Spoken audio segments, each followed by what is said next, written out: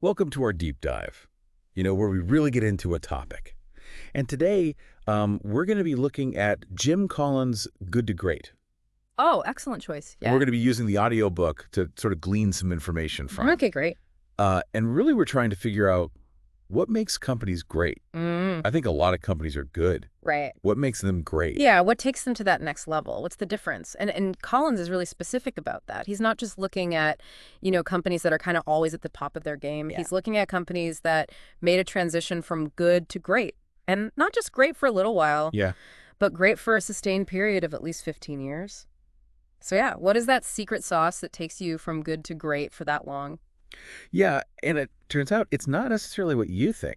The first thing that really surprised me is this concept of level 5 leadership. Yes, level 5 leadership, it's a very unexpected finding. We tend to think of great leaders as being these very charismatic, big personalities, Yeah. kind of out there in the front. Right. The loudest voice in the room. Yeah, exactly. But what Collins found was that the leaders of these good to great companies weren't those kinds of people at all. They tended to be quiet, humble even. And their ambition was first and foremost for the company. Not for themselves. Not for themselves. They weren't driven by ego or personal gain. Their goal was to build a great company. So it's almost like they were invisible. In a way, yeah. They weren't seeking the limelight. They were focused on the work. Can you give me an example? Sure. Let's talk about Darwin Smith. He was the CEO of Kimberly-Clark Okay. from 1971 to 1991. Kimberly-Clark, like the tissues. Exactly. Kleenex Huggies, all of that.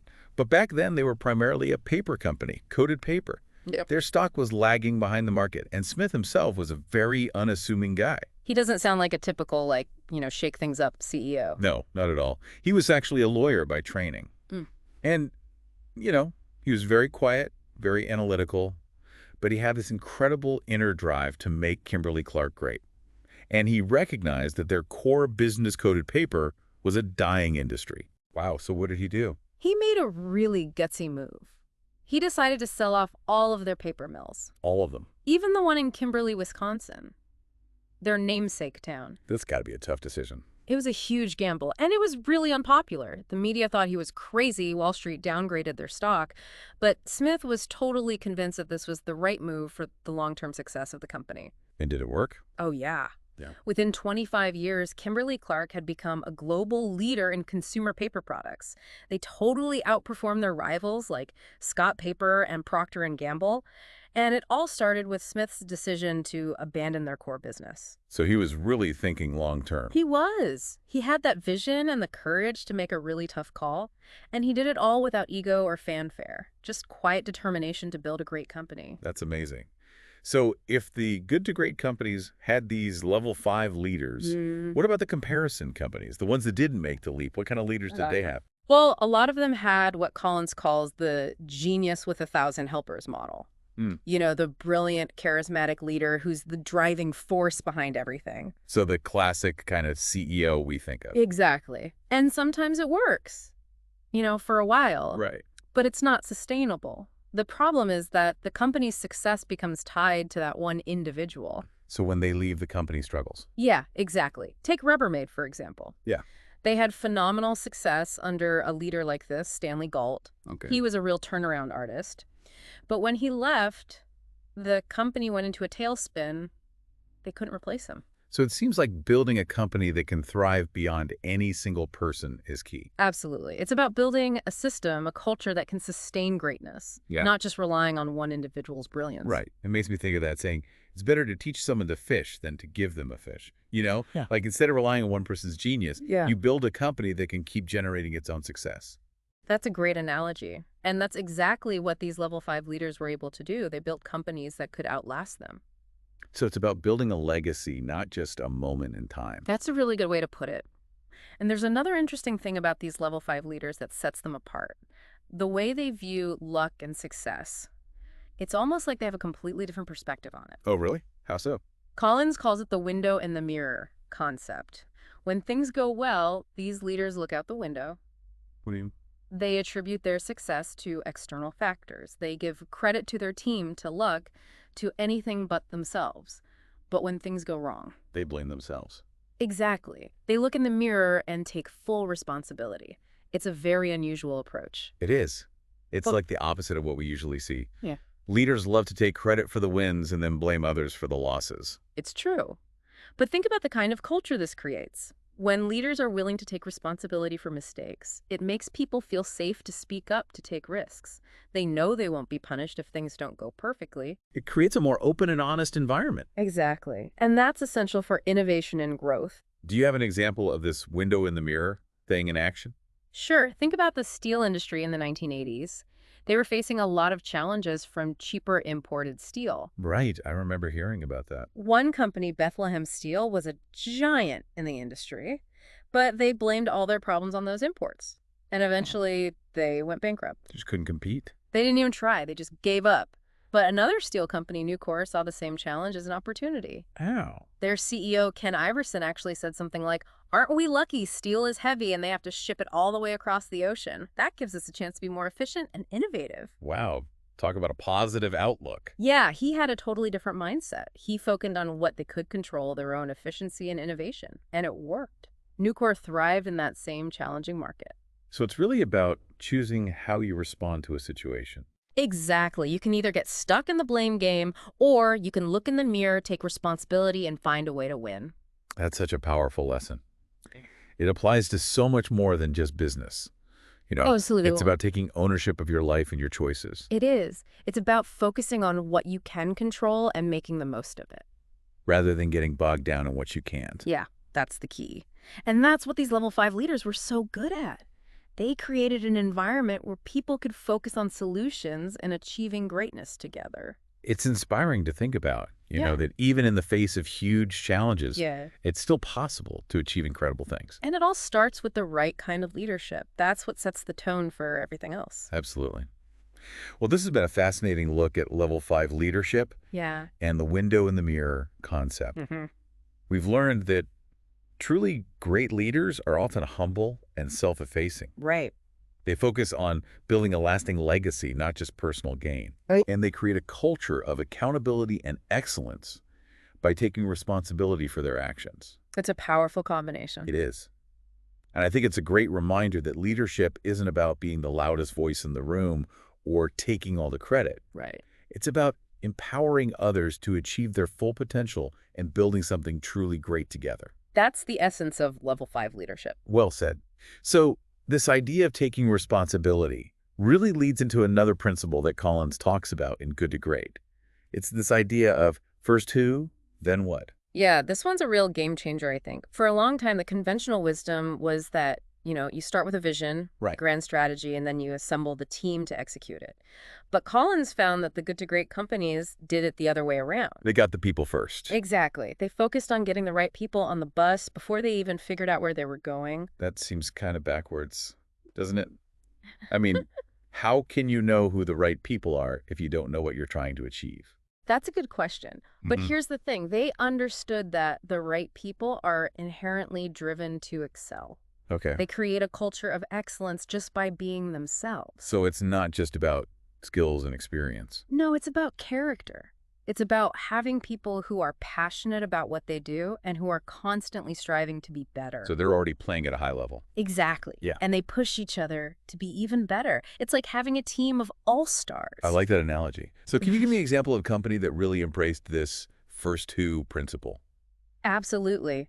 Think about David Maxwell. He took over as CEO of Fannie Mae in 1981. Fannie Mae, the mortgage company. Right. And when he took over, they were on the verge of collapse. Well, They had billions of dollars in underwater loans. Their stock was plummeting. It was a total mess. let's talk about a high-pressure situation. Yeah, he was walking into a nightmare. But you know what his first priority was? Fixing the finances. Nope. Getting the right people in place. He was very upfront with his executives. He said, look, we're in a tough spot here, and I only want A-plus players on this team.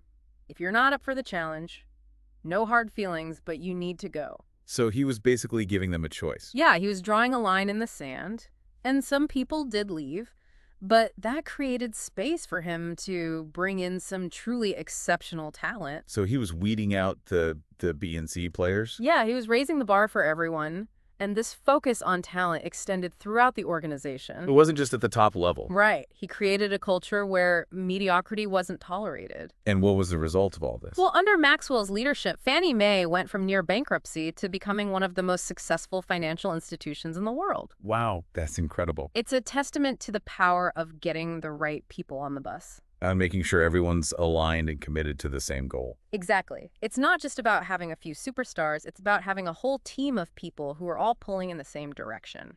Okay, so we've seen how Fannie Mae did it. What about a company that did it the wrong way? Well, let's look at Bank of America. They took a very different approach. They had this weak generals, strong lieutenants model. Wait, what does that mean? They purposely chose weaker leaders. In a way, yeah, their thinking was that strong leaders attract strong competitors. So they'd be more likely to leave for a better opportunity. Right, so they promoted these placeholder executives into leadership roles. To avoid losing their top talent. Exactly. But it backfired. They ended up with a culture of stagnation. Because the leaders weren't strong enough to drive change. Right, and eventually they found themselves desperately trying to poach executives from Wells Fargo. Oh, the irony. Yeah, Wells Fargo had embraced the first two principle and they were reaping the rewards. So Bank of America was trying to fix their leadership problem by stealing talent from a company that had already figured it out. It's a classic example of what not to do, and it highlights the danger of taking shortcuts with talent. Yeah, it seems like building a strong team takes time and effort. It does, but it's an investment that pays off in the long run. So we've talked about the importance of getting the right people on the bus. But what about the other side of the equation, confronting the brutal facts? Ah, yes. This is another key principle in Good to Great. These companies were incredibly adept at facing reality head-on, even when it was uncomfortable. So they didn't sugarcoat things. Not at all. They actively sought out the truth, no matter how unpleasant it might be. That takes courage. It does. But it's essential for making sound decisions. Take the comparison between Kroger and A&P. Those are both grocery store chains, right? Right, and they were both facing the rise of superstores in the 1980s. Yeah, that was a big shift in the industry. It was, and A&P, the once dominant player, completely missed the boat. They clung to their old model and refused to adapt. I remember reading about that. They even closed down a successful experimental store format because it didn't fit their traditional way of doing things. It was a classic case of denial. They were so focused on protecting their past success that they couldn't see the future that was right in front of them. So they went bankrupt. Eventually, yeah. But Kroger took a very different approach. What did they do? They embraced the uncomfortable truth that the traditional grocery store model was dying. They conducted their own experiments, and they weren't afraid to make tough choices. So they were willing to change. They had to, and they did it in a big way. They closed or remodeled every store that didn't fit the superstore concept. As a bold move. It was, but it was the right move, and it paid off. Kroger became the #1 grocery chain in America, while A&P faded into obscurity. So it seems like confronting the brutal facts is really about being honest with yourself. Yeah, and about your situation. It's about being willing to let go of old ideas and embrace new ones. Even if it's painful. Even if it's painful, because the alternative is stagnation and decline. So it's better to face the truth head on. Absolutely. And another company that really embodied this principle was Pitney Bowes. The postage meter company. Right. They were almost obsessively focused on identifying potential problems. So they were constantly looking for things that could go wrong. Yeah, they had this mindset of what could kill us. They wanted to anticipate challenges before they became crises. That sounds kind of paranoid. Maybe. But it kept them on their toes. They were always learning and adapting and evolving. So they were never complacent. Exactly. And that's what allowed them to stay ahead of the competition. It's like that saying, the best defense is a good offense. Yeah, by constantly seeking out potential problems, they were able to proactively address them. And stay ahead of the game. Precisely. Now, this ability to confront brutal facts is closely tied to another powerful concept, the Stockdale paradox. I've heard of that. It's named after Admiral Jim Stockdale, right? Yes, he was a prisoner of war during the Vietnam War. And he survived some pretty horrific conditions. He did for 7.5 years. And he observed something really interesting about his fellow prisoners. Oh, is that? He noticed that the ones who didn't survive were often the optimists. Really? I would have thought optimism would be a good thing in that situation. You'd think so. But these were the guys who kept saying, we'll be out by Christmas. And then Christmas would come and go. And their hopes would be dashed. And eventually they'd give up. So their optimism actually worked against them. In a way, yeah, because it wasn't grounded in reality. Yeah. Stockdale, on the other hand, never lost faith in his ultimate freedom. But he also didn't sugarcoat the situation. Exactly. He faced the brutal facts of his imprisonment. He knew it was going to be a long and difficult road, but he never gave up hope. So it's about balancing realism with optimism. That's the essence of the Stockdale paradox. You have to maintain faith in the future while also acknowledging the harsh realities of the present. That's a tough balance to strike. It is.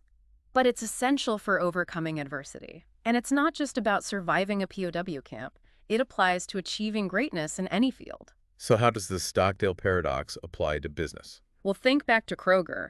They had unwavering faith in their ability to win, even as they faced the daunting task of transforming their entire business. So they believed in their vision. They did.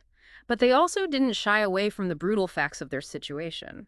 They knew it was going to be a tough fight, but they were determined to prevail. So it's about having that grit, that unwavering determination. Exactly. It's about having the courage to face reality head on, while also maintaining the belief that you can overcome it and achieve something great.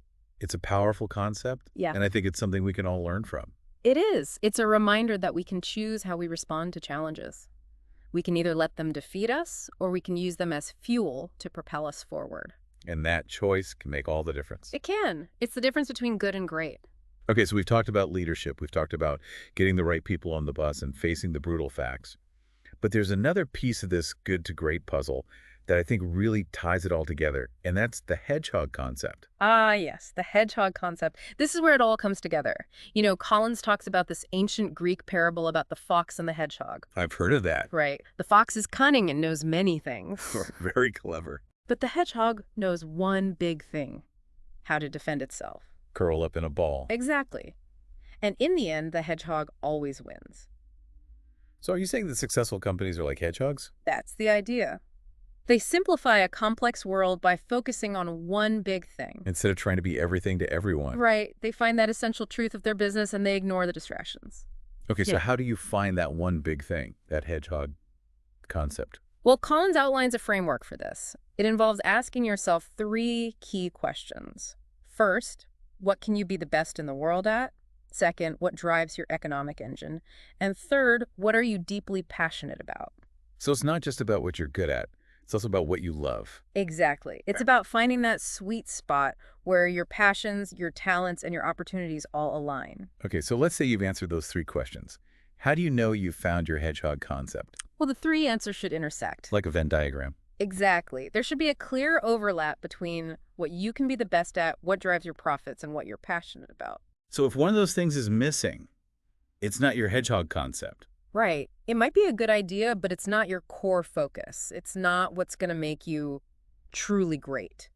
Can you give me an example of a company that really nailed their hedgehog concept? Sure. Let's look at Walgreens. They're a great example of a company that really understood this principle. Walgreens is a drugstore. Right. And you know what their hedgehog concept was? To be the best in the world at convenient drugstores. That's it. That's it. Yeah. They focused on things like convenient locations, fast service, and a wide selection of health and beauty products. So they really honed in on that one specific area. They did, and it paid off big time.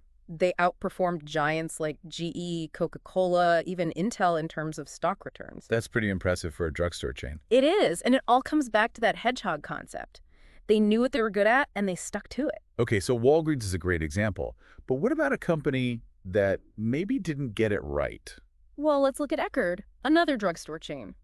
They were trying to be all things to everyone. So they didn't have a clear focus. No, they were scattered. They had drugstores, of course, but they also had photo labs, home healthcare services, even a video rental chain. It sounds like they were trying to be like a Walmart. Yeah, kinda. But they didn't have Walmart's scale or efficiency, and they ended up spreading themselves too thin. So they lost sight of what they were really good at. Exactly. And ultimately, they faded away. They were acquired by Rite Aid in 2004. So it seems like having a clear hedgehog concept is really about making choices. It is. It's about saying yes to some things and no to others. Even if those other things seem like good opportunities. Even then. Because if they don't align with your core focus, they're just going to distract you from your main goal. So you have to be willing to say no to some things in order to say yes to the things that really matter. That's exactly right. And another great example of this is Wells Fargo. a bank. Right before they clarified their hedgehog concept, they were trying to be a global player, a mini Citigroup. But it wasn't working. No, they were mediocre at best. They were trying to compete in a game they couldn't win. So what did they do? Well, they had a CEO named Carl Reichardt, who was known for his simplicity. So he was a hedgehog. He was, and he had this epiphany. He realized that Wells Fargo couldn't beat Citigroup at the global game. So they needed to change their strategy. Right. They needed to find their own niche, and they did. They decided to focus on serving the Western U.S., and they ran their bank like a well-oiled machine. They were incredibly efficient and customer-focused. So they found their own path to success. They did, and they became one of the most profitable banks in the world. Reichert had this great saying, "There's more money to be made in Modesto than in Tokyo." I love that. It's a reminder that greatness isn't always about being flashy or global. Exactly. It's about being the best at what you do wherever you do it. And sometimes that means scaling back your ambitions. Right. Sometimes the most strategic move is to focus on your core strengths. And let go of the things that aren't serving you. Exactly. Now, another important point about the hedgehog concept is that it's not just about what you can be the best at, it's also about what you can't be the best at. So recognizing your limitations is just as important as recognizing your strengths. Absolutely. And a great example of this is Abbott Laboratories. They were a pharmaceutical company that realized they couldn't compete with giants like Merck in the high-stakes world of pharmaceuticals. So they decided to focus on something else. Right. They shifted their focus to cost-effective healthcare products. Okay. They recognized that they couldn't win at the drug development game, so they found a different game to win. And it worked. It did. They became a leader in their niche, and they achieved great success by focusing on what they could be the best at. So the hedgehog concept is really about understanding your strengths and your limitations. It is, and it's about making choices, focusing your resources, and aligning your actions with your core purpose. It's about simplifying a complex world and finding that one big thing that you can truly excel at. That's the essence of the hedgehog concept. And it's one of the key principles that separates good companies from great ones. Well, this has been a fascinating deep dive into good to great. We've learned so much about what makes companies truly exceptional. It's been a pleasure exploring these ideas with you. And I think the key takeaway here is that it's not about some magic formula or a single stroke of brilliance. Right. It's about a disciplined approach, a focus on the fundamentals. It's about getting the right people on the bus, confronting the brutal facts, and finding your hedgehog concept. And then having the courage and the discipline to stick to it. Exactly. It's about making choices, staying focused, and executing with excellence. So as we wrap up this deep dive, I want to leave you with a question. What's your hedgehog concept? Where do you have the potential to be truly great? It's a question worth pondering. It is. Sure. And I encourage you to explore these ideas further. Read the book, dive deeper into these concepts, and see how they can apply to your own life and work. It's a journey worth taking. It is. Thanks for joining us on this deep dive into good to great. Keep learning, keep growing, and keep striving for greatness. And remember, the path to greatness starts with a single step.